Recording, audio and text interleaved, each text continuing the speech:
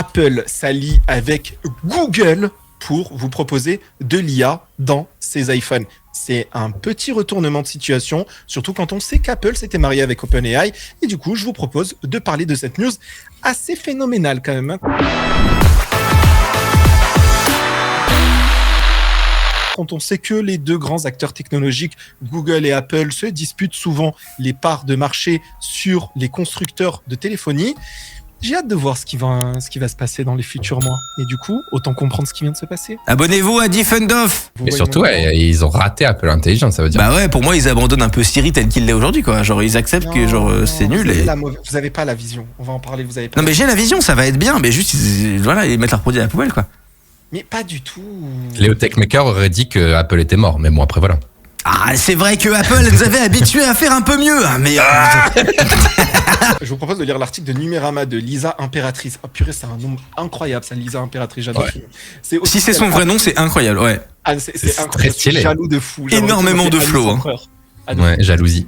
Donc, c'est officiel, Apple confie son nouveau Siri à Gemini, RIP OpenAI. C'est immédiat, c'est très très bien résumé. Donc, Apple va bien s'appuyer sur Gemini, l'IA développée par Google pour ses futures fonctionnalités d'intelligence artificielle, rapporte CNBC le 12 janvier. Ce choix stratégique doit notamment permettre la refonte en profondeur de Siri attendue courant 2026. Alors, pour vous donner un peu plus de contexte, Siri, c'est un vieux dinosaure chez Apple. On sait que... voilà, ça a été au début, comme vous le savez sûrement, ça a été une entreprise au début seule, ensuite une entreprise rachetée par Apple, etc., etc. Je vois Basti qui sourit parce qu'il se demande est-ce que je vais parler de Luc Julia, mais bon. Oui, j'ai vu le message dans le chat. C'est exactement ça quand t'as deviné. On tire pas sur les ambulances. Tu le connais trop bien. J'ai vu un message dans le chat qui disait Luc Julia qui va plus pouvoir mettre Siri en argument. Et du coup, Siri, à la base, ça reposait vraiment sur une brique technologique assez belle au tout début, qui était justement avoir des assistants capables de parler, répondre, etc. Et avec l'avènement de l'IA générative dans les années 2020, ça a totalement rebattu les cartes de ces technologies de ces technologies d'IHM, finalement, IHM pour interface homme-machine.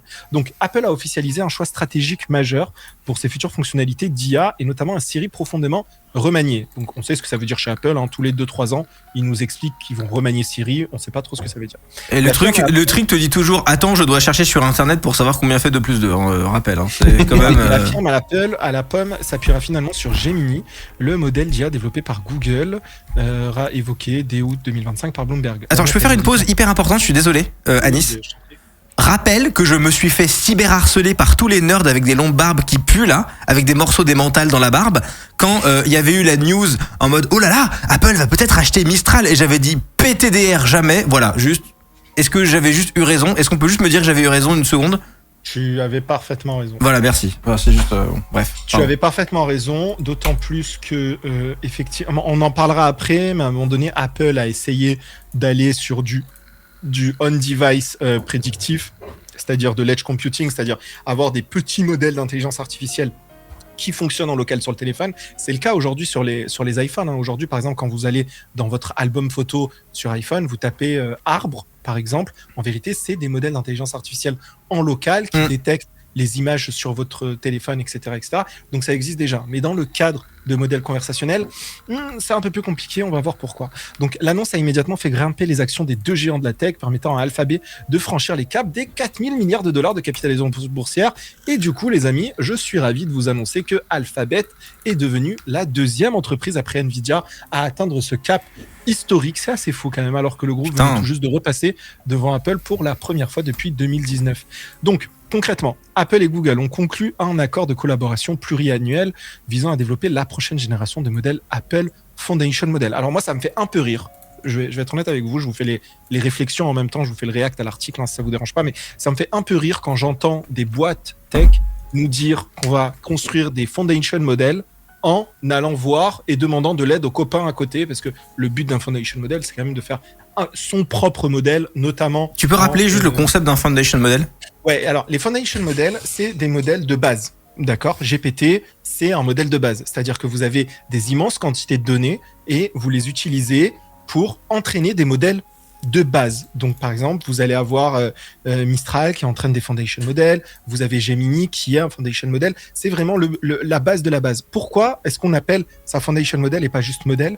Parce que par la suite, sur des modèles comme GPT, sur des modèles comme Mistral, sur des modèles comme Gemini, sur des modèles comme Qwen, etc., vous pouvez ce qu'on appelle les fine-tuner, c'est-à-dire les spécialiser pour certaines entreprises, pour certaines applications, pour faire certaines choses. Donc, c'est-à-dire que c'est vraiment la matière première, d'accord, ce foundation model, et c'est très, très important à comprendre. C'est-à-dire que souvent, vous avez des gens, des entreprises d'ailleurs, que dans le CAC 40, par exemple, pour ne citer personne, mais on parlera de la Société Générale plus tard, mais qui font des modèles en interne, qui disent on développe notre propre IA interne, alors que 99,9% du temps, ils prennent des foundation models, ils les fine-tune avec quelques data en interne et ils disent on a développé notre propre modèle d'IA.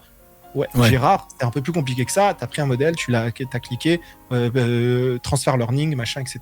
Et du coup, c'est pas ton modèle de fondation. Donc, bref, basé sur les modèles Gemini, la technologie cloud de Google. Donc, moi, c'est ça qui me fait rire, c'est appeler des foundation models basés sur d'autres modèles. Bah, c'est pas vraiment la définition là, Apple, il faut arrêter de nous prendre pour des teubés quand même. Explique le compte News from Google sur X dans un message publié, blablabla. Ces modèles alimenteront les futures fonctionnalités d'Apple Intelligence, notamment une version plus personnalisée de Siri, disponible dès cette année. Alors après, je le fais rapidement, l'article n'est pas long. Après une évaluation minutieuse, nous avons déterminé que la technologie de Google offre la base la plus performante pour les modèles d'Apple Foundation et nous sommes enthousiastes quant aux nouvelles expériences innovantes qu'elle permettra à nos utilisateurs. Moi, ce que je lis quand je lis ça, très concrètement, vous voulez que je vous dise ce que je lis? Ce que je lis, c'est après une évaluation minutieuse et en ayant supplié OpenAI de nous offrir ces modèles gratuitement pour pouvoir les spécialiser et dire qu'on fait des modèles de fondation, OpenAI nous a dit d'aller nous faire enculer. Donc, on est parti voir de l'autre côté de la rue Google. Et Google nous a dit, oui, bien sûr, il n'y a pas de problème. Si vous voulez, on vous fait même une pipe par la suite en vous donnant nos modèles de fondation. Oh, le Google Translate. Non, mais c'est réel, hein. Et du coup, Apple a dit, ah ben parfait, regardez, en plus Google ils ont fait Gemini 3, ça a un peu buzzé, donc c'est trop cool. Et ben fuck OpenAI, si vous voulez pas partager les jouets, nous on a un autre copain qui partage les jouets avec nous. Voilà la traduction de Apple. J'aime bien quand tu parles comme ça. Non mais il faut parler concrètement à un moment donné. Je pense que voilà les gens ils veulent la vérité. Si les deux entreprises sont déjà liées par un accord estimé à 20 milliards de dollars par an, qui fait de Google le moteur de recherche par défaut de Safari, Apple n'avait pourtant pas arrêté son choix. Avant de trancher, la firme aurait testé plusieurs modèles concurrents, notamment ceux d'OpenAI et d'Anthropic, mais très vite, la piste d'un partenariat plus étroit entre Apple et Google a pris de l'ampleur. Et dès novembre 2025, donc il y a eu ces rumeurs, etc., etc.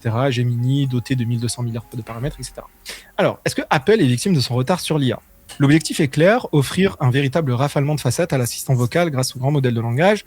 Siri traînait un lourd héritage technique ainsi qu'un déficit de données et de talent, rendant une refonte 100% interne nettement plus lente et risquée. Alors, ça, c'est pas vrai. Ça, c'est pas très vrai. En fait, en fait, c'est vrai, mais le vrai problème de Apple, c'est, moi je l'ai toujours dit, c'est un problème dans le cœur de Apple, qui font partie des arguments marketing de Apple, c'est que Apple n'a pas de données.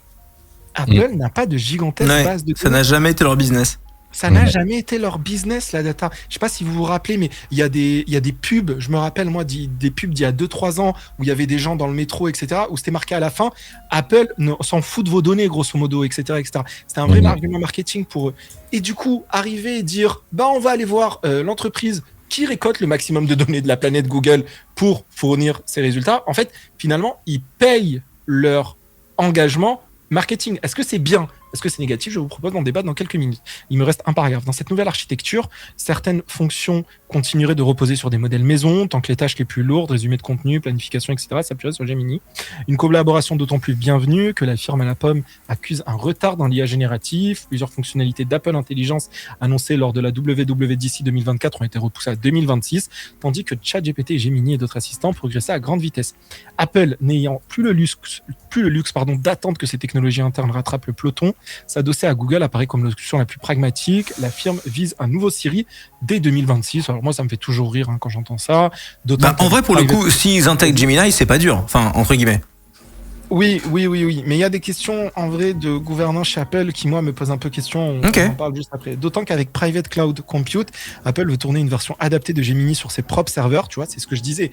En fait, Google, grosso modo, ils leur ont dit, OK, pas de problème, on vous donne la clé USB avec les poids de Gemini. Tu vois, avec le modèle de base de Gemini. Et ça, c'est un asset de plusieurs milliards de dollars en vérité. Les fonctionnalités ne devraient d'ailleurs pas estampiller aux couleurs de Google. Apple Intelligence continuera de fonctionner sur les appareils Apple et sur le cloud privé d'Apple, tout en préversant les normes de fonctionnalité de pointe d'Apple. Reste que sur le plan symbolique, Apple reconnaît à demi-mot ses limites. Bloomberg indiquait toutefois que la firme poursuivit en parallèle le développement de son propre modèle avec l'ambition à terme de réduire sa dépendance à Google. Ça, moi, j'y crois pas trop, parce que Apple, ils veulent aller sur du petit modèle pour tourner en local. Donc, peut-être ils arriveraient à faire ça, etc.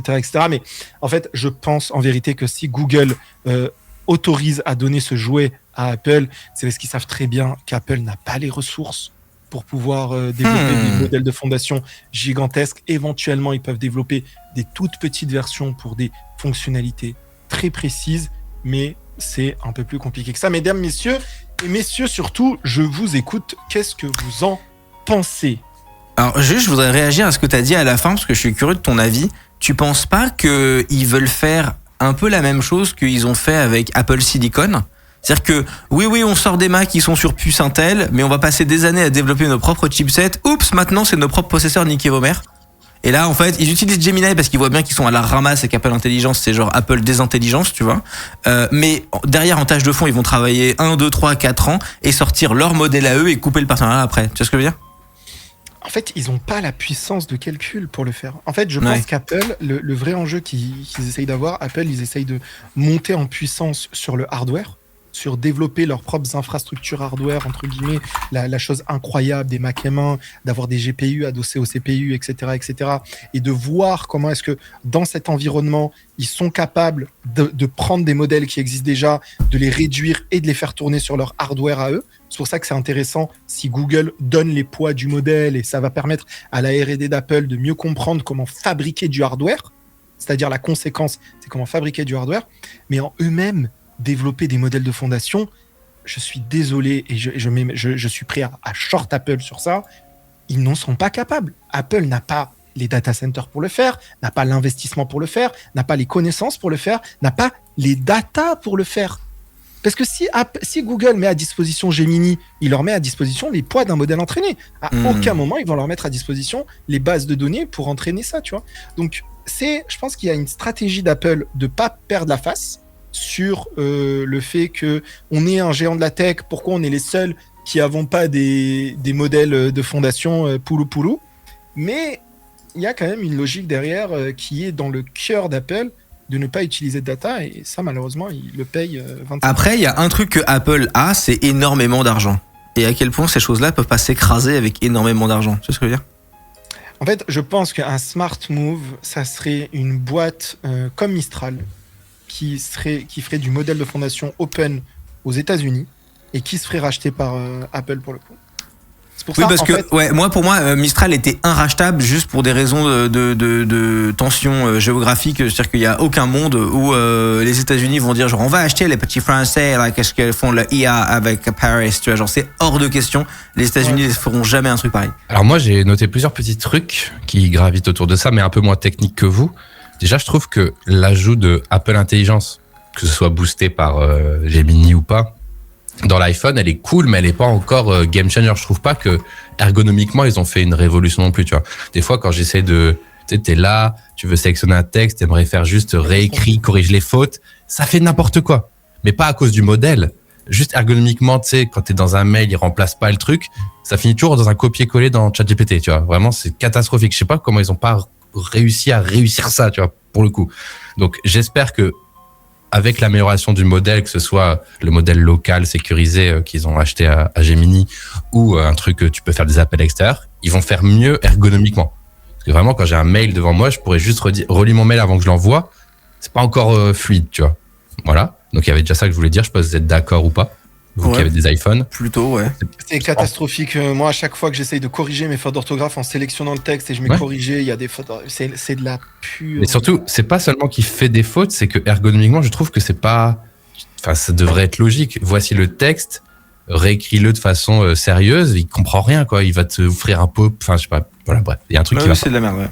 Alors que ChatGPT, sans parler de modèle encore une fois, juste parlons d'ergonomie.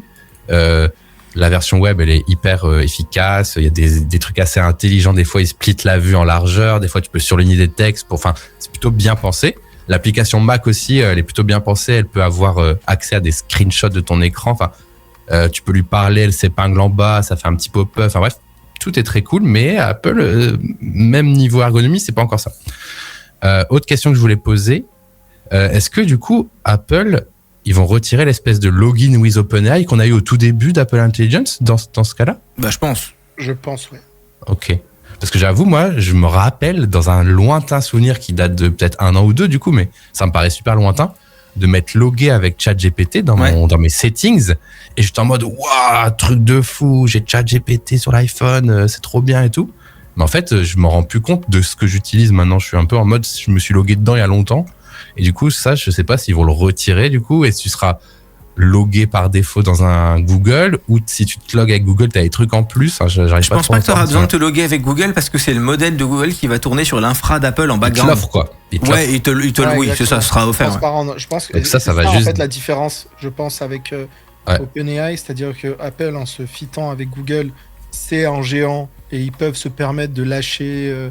Tu vois, des points en interne avec des IDE+++, alors que OpenAI, si jamais ils lâchent leur GPT, sachant qu'ils sont déjà leaders, et ben en fait, ça peut littéralement tuer la boîte. Ouais.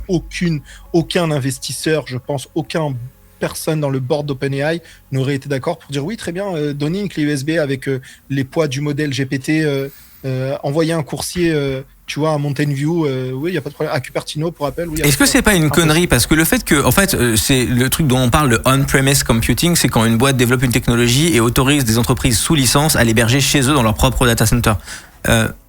En fait, je pense que OpenAI va vouloir venir taper Apple, moi. Et je pense qu'Apple, ils l'ont senti venir. Et ils ont dû dire, ça pue. Ça pue. En fait, si on veut, on continue à leur envoyer tous les messages des utilisateurs Apple, parce que ça tournait chez OpenAI.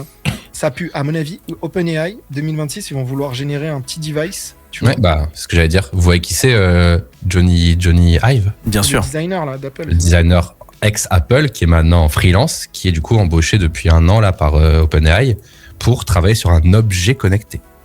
Ah, on ne sait pas lequel. Et en fait, c'est ça le truc, c'est que OpenAI, ils sont pas cotés en bourse, Apple, ils sont cotés en bourse.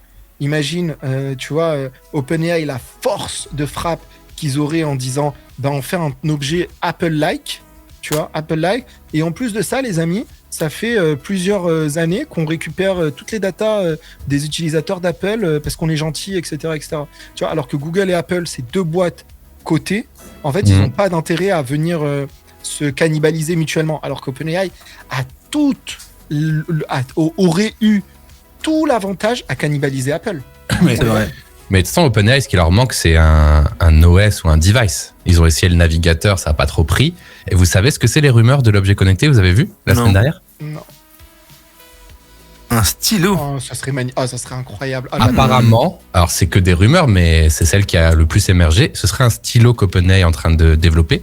Okay. Pourquoi? Parce que tu as un micro toujours près de toi, donc il peut enregistrer facilement tout ce que tu as sans être trop intrusif. Parce que tu peux dessiner, écrire, et du coup il sait ce que tu dessines ou écris et il retranscrit ça dans tes notes, dans tes dessins sur Figma, machin truc rapidement. Et aussi parce que tu pourrais filmer ton environnement avec ton petit stylo comme ça sans être trop intrusif non plus. Donc micro, caméra, écriture et aussi pointer si tu as des lunettes, tac tac tac.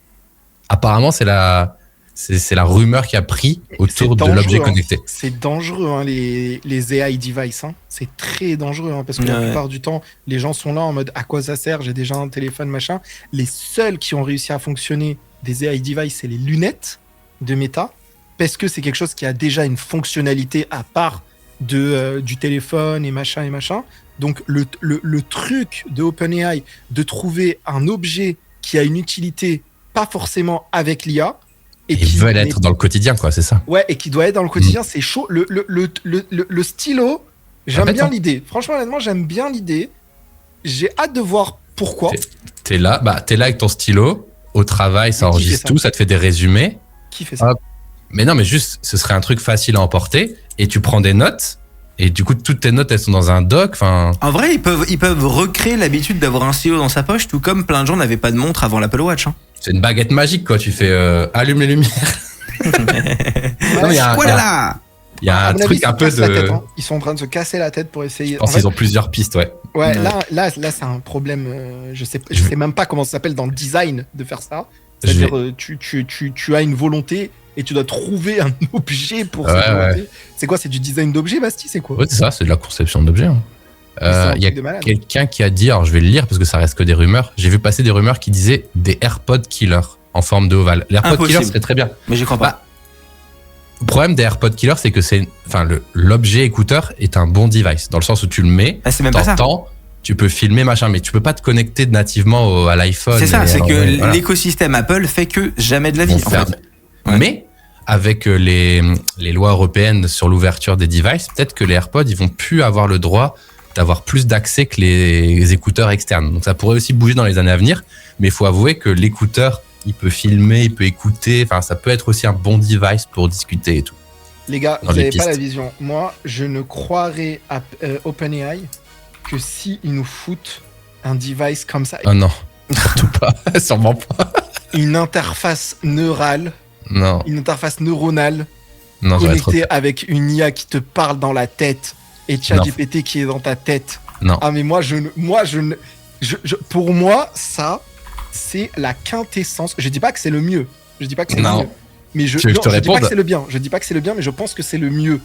Imagine, tu payes plus ton abonnement OpenAI, ils font « Vous êtes désormais aveugle, veuillez entrer votre carte bancaire. Ah non, mais pas connecté à tes yeux ou un truc comme ça, mais genre bah. je sais pas, avec au début ça serait un micro, un micro et un haut-parleur osseux et Mais avoir pareil. l'IA qui avec une petite caméra devant. » Tu te rends pas compte.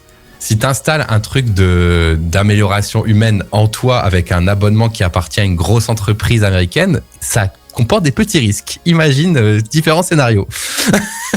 Non mais Je te les laisse- gars, je te non laisse. mais les gars, Je suis désolé, mais il a encore fait parce que François les gens- Damiens, ça. Non mais les gens ils ont les pupilles blanches. Moi je te parle pas de ça. Je te parle pas de ça. Ouais. Je te parle au début un truc en mode tu le mets là et tu peux parler, te connecter. Tout. Moi, les gars, je suis désolé. Connaissant en ayant étudié le personnage de Sam Altman, je pense que l'idée est sur la table.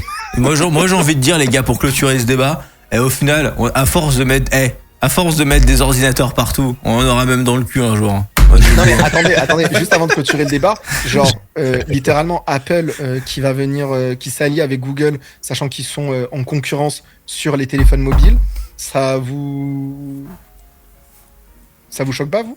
Alors moi justement, moi j'avais deux autres points et ça peut-être ça va retourner sur cette question-là aussi. Donc ma question de base c'était ça, est-ce qu'on va retirer le login OpenAI sûrement dans les iPhones? Et le dernier truc que je voulais dire, et je pense que ça rejoint ton point, c'est du coup ça veut dire que Gemini, donc Google, il a la main sur l'IA de tous les Android et de tous les iPhones, donc de tous les smartphones. Ouais. Est-ce Oui, que mais ça ça peut tourne poser sur le problème? private Apple Compute, c'est-à-dire que Oui. ça tourne pas chez Google.